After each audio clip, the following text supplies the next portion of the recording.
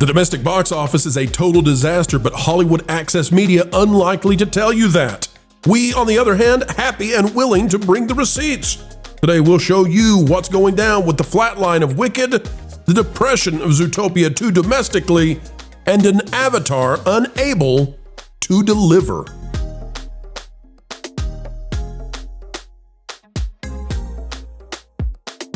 Hello folks, welcome back. It is a joy, it is a pleasure as ever, an attitude of gratitude every time we get to spend time with you. As we dive in, consider clicking the like button, drop a comment down below. An engaged viewer is a happy viewer here on YouTube, and we appreciate you. Let's talk about how 2025, unlikely to catch 2024, it's sour faces all over the Sunset Boulevard. Hate to be the bearer of bad news, but it's all blues at Hollyweird. Take a look at this out of thatparkplace.com. The 2025 domestic box office is a huge disappointment, and it's unlikely to match an awful 2024, which going into this year seemed unimaginable. Things are not looking good at the North American box office in 2025. In fact, it's downright catastrophic. For the domestic box office in 2025 to match or surpass 2024, the final 3 weeks of December must produce an unusually strong surge in ticket sales, driven primarily by robust holiday legs from the film's already in release and a high-performing debut from Avatar: Fire and Ash. And I'm talking about it needs to be massive. Based on Box Office Mojo's reported 2024 total of approximately $8.57 billion, and 2025's current standing near $7.9 billion as of early December, the market needs roughly $675 million in additional domestic grosses by December 31st to pull even. Let me say it again.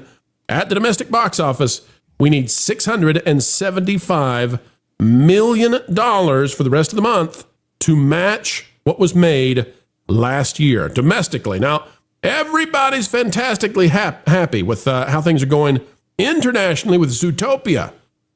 But domestically is a different story. If we do a comparison right now, you can see Moana 2 versus Zootopia 2. In red is Zootopia 2, and blue is Moana 2. Zootopia 2 is falling far short. Yes, it may be at the cultural zeitgeist of Beijing, but here it's not bringing the dollars, the dough that they need to go into the coffers domestically. And that's not good for theaters in America. It's not good for Disney because China only sends about 20% back. What about Wicked for Good? If we take a look at Wicked for Good, just as predicted, ladies and gentlemen, ever since we entered into December, this thing is flat. Wicked for Good is dead. Deader than a girl in a wheelchair under Dorothy's house. This thing is DOA, at least it was after a week and a half. So I don't know if that's going to make any money at all. I don't know where this is going to come from. And it's got to, the rest of the movies have to make the kind of money that Moana 2, Wicked, Sonic the Hedgehog 3, and Mufasa the Lion King did. And it's basically going to come off of Zootopia 2 and Avatar. And Avatar is only going to have about a week and a half at the box office for the year. I want to scroll down real quick. Let's see. Where do we have? Oh, we talk about, yes, I know Five Nights at Freddy's 2 is doing what it's doing out there, and good for it.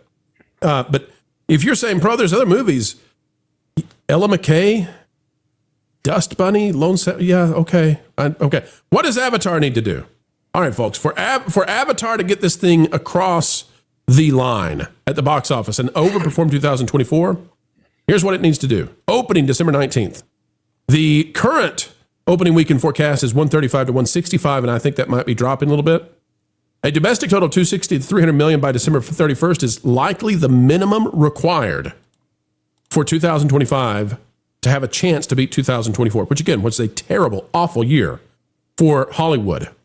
They never believed. Survive to 25 was the line because they never thought that it could underperform 24. Avatar: Fire and Ash needs to make double its currently projected opening weekend in this calendar year to get the box office over the line. Christian, I don't think it can.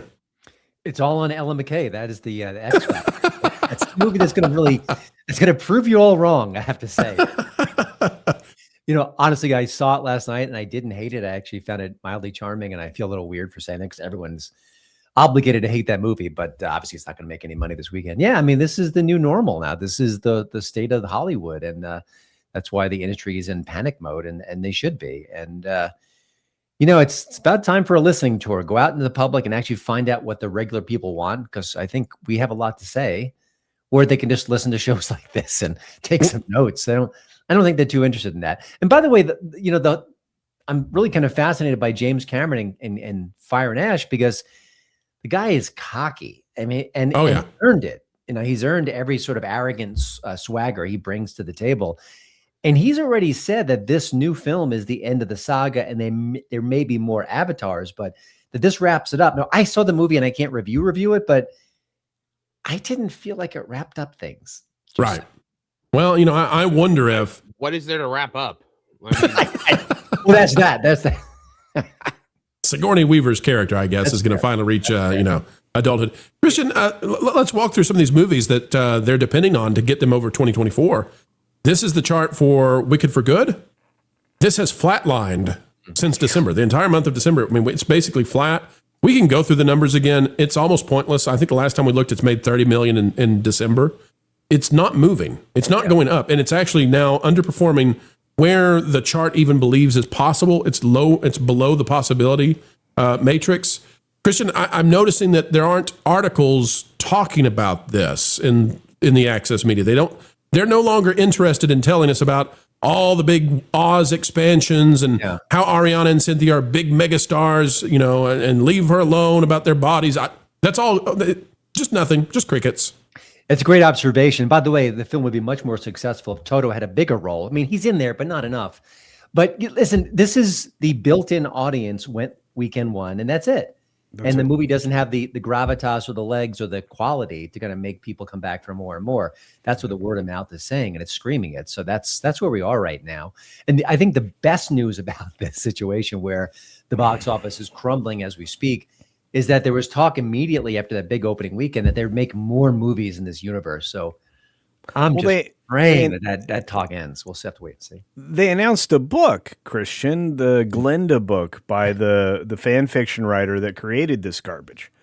So, that's definitely going to be a movie or at least that was the idea. I don't know that it'll get made because I don't think there's money there. I predicted this would happen. It did. And, you're right. I think everybody who was interested saw it the first weekend, and all the theater kids that were absolutely addicted may have, followed up for a second weekend. But that was that. There's no interest here. There's no rewatchability. It's the third act of a 3-act narrative. It's the second act of a play. Mm-hmm. It is all just doom and gloom, and all of the good songs are in the first act. And how long is this second movie here? 2 hours and 17 minutes. Oh, that's a breeze. A lot of movie. The first one was 2 hours and 45 minutes. Yeah. Kids love those bladder busters. By the way, let's look at this. Christian, your thoughts on Moana 2 versus Zootopia 2? Another story that nobody has any interest in talking about. We all love to praise how well it's doing in China, and great, I say. International, that's fantastic.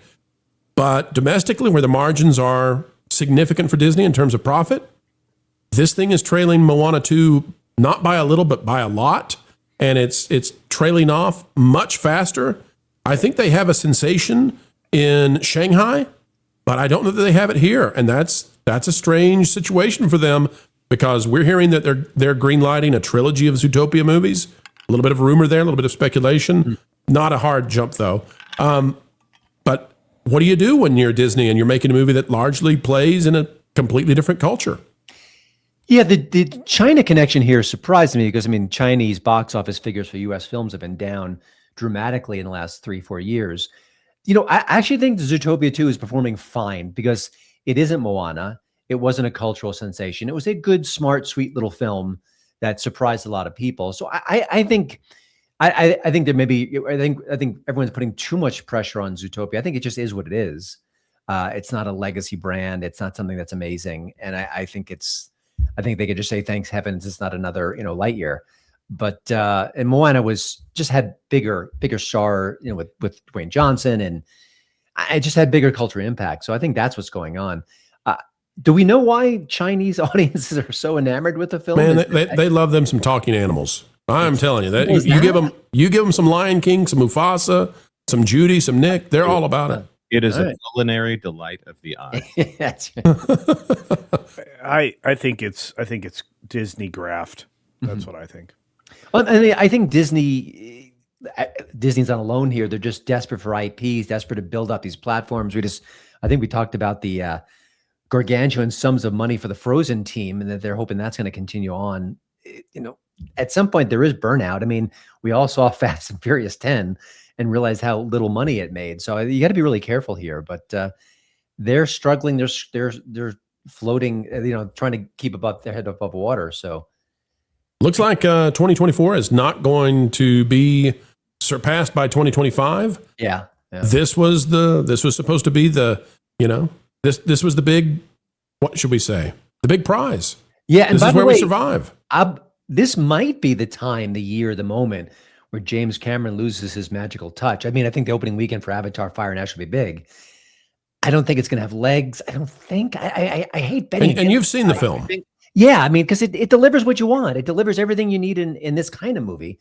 But again, as we've talked about, that there's zero cultural footprint. There's no conversation. There's no excitement. And at some point, I think, given tastes in Hollywood and younger people looking to different ways to entertain themselves, that one could be disappointing in ways that no one expects.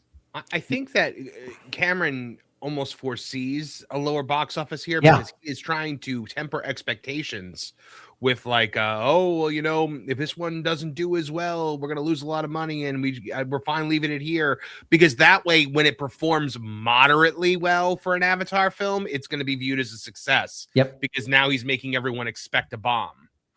So let's talk real quick about the next year, because this one's a wrap, pretty much.